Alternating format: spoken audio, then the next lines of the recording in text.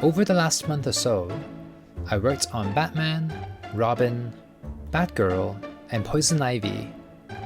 For the most part, most of these figures were fine, only requiring touch-ups on specific parts. But if there's a figure that really needs a repaint, it is the final figure from this wave, the Build-A-Figure Mr. Freeze. McFarlane Toys usually do a decent job with the paint, but for some reason, it looks like they spent minimal effort on Mr. Freeze, which is quite disappointing. Let's deconstruct this figure. What's funny is that it looks like they spent all the budget on Mr. Freeze's head. The helmet is very well made with a clear plastic and a nice silver paint. And best of all, they captured Arnold's likeness to the T. And that's about it. Everything from the neck down is a letdown. There are only two colors on the body, silver and light blue. And both colors are so ugly. The silver has this cheap, lightweight look to it. And while the blue is nice and vibrant, it doesn't really work on a live-action character. The contrast between the head and the body is so jarring. That said, the sculpt is pretty good. It's just the paint that is subpar. Will I be able to improve it? Most definitely. So, hello, this is Ken. I like making things. Whether it's repainting my figures or making diorama displays, I love making things look awesome. My goal is to elevate my figures so they can shine on my display. Join my DIY venture as I ask myself the same question every week. Can I make it?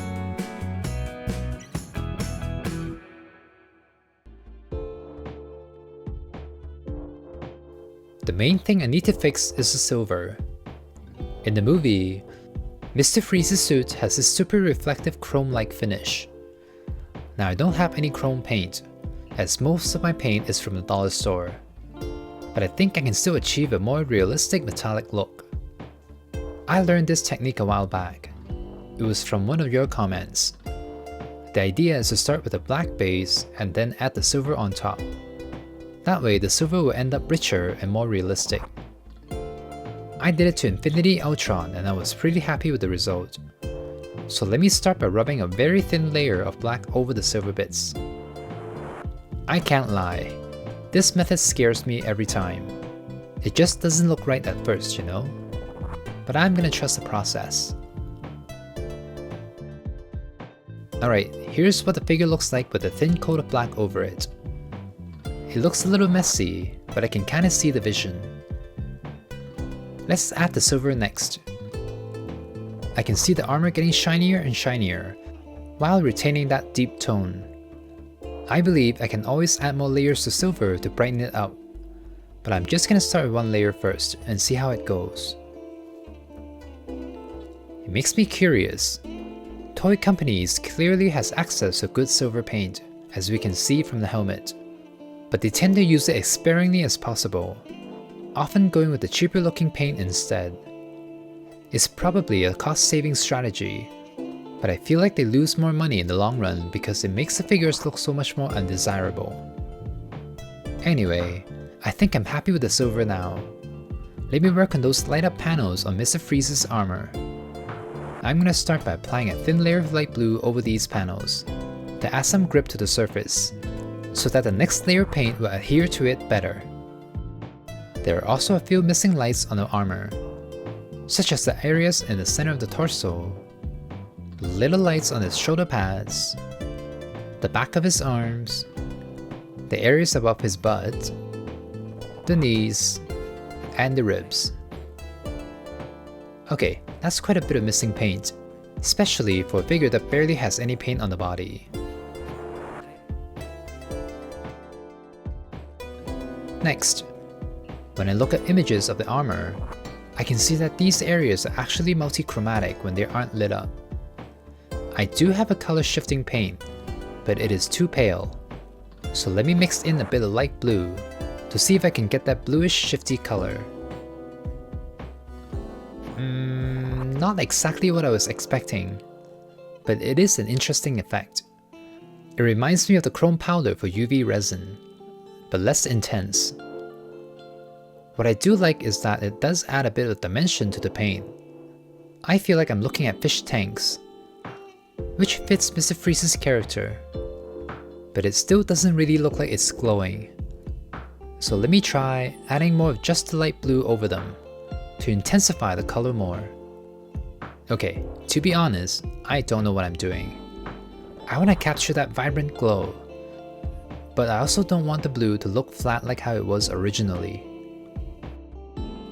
This is what I got so far. The blue is definitely more vibrant, but I don't know if I'm happy with it. What's missing now is the glass-like shine. So let me add 2 coats of glossy varnish over these areas and see how that looks.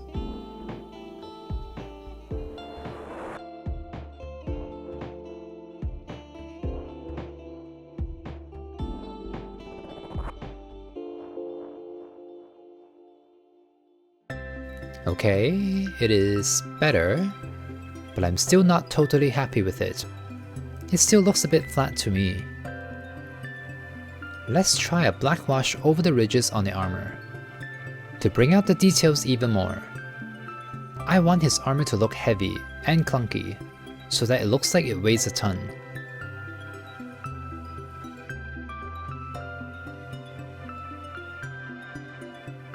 Oh, you know what?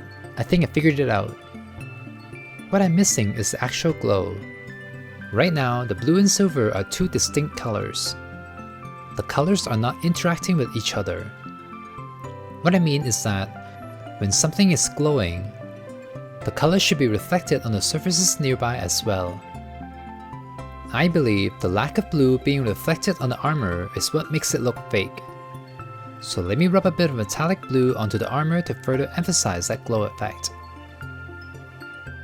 And before I show you the result, I gotta do the gun too. It's pretty much the same process. A base layer of black, and then the silver on top. And onto the head. Thankfully, the head is pretty good already. I just need to make sure the texture matches the body. So let's start with a quick black wash to bring out the details. And then a thin coat of silver to match the silver on the body. A bit of light blue to light up his mohawk and chin. And rub a bit of the metallic blue for the fake glow. And finally, a thin coat of light metallic blue over his face. His face was very shiny in the movie. And here it is.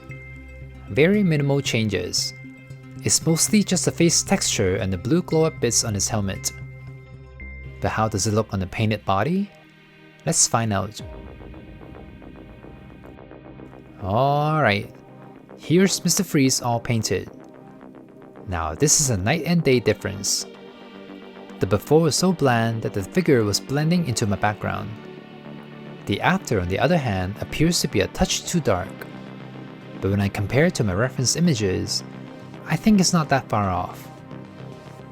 The real question is, did I nail the light up effect? And the answer is nope. It didn't turn out the way I thought it would. But I don't mind the final result.